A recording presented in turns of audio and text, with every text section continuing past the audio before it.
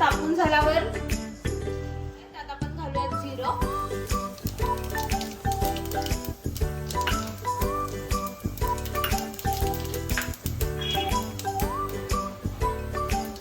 हिरवी मिरची,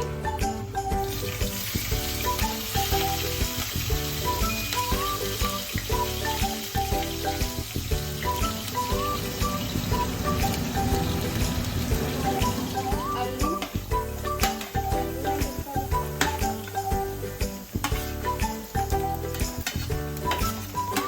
आपण सगळे इंग्रेडिएंट्स तेलात घातलेत. आता छान आलूला वाफ येण्यासाठी आपण त्याच्यावर झाकण ठेवूया.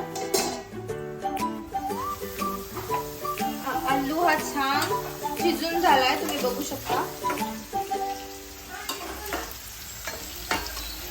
आपण यात शेंगदाण्याचा कूट टाकतोय आत्ताच, कारण की जर आपण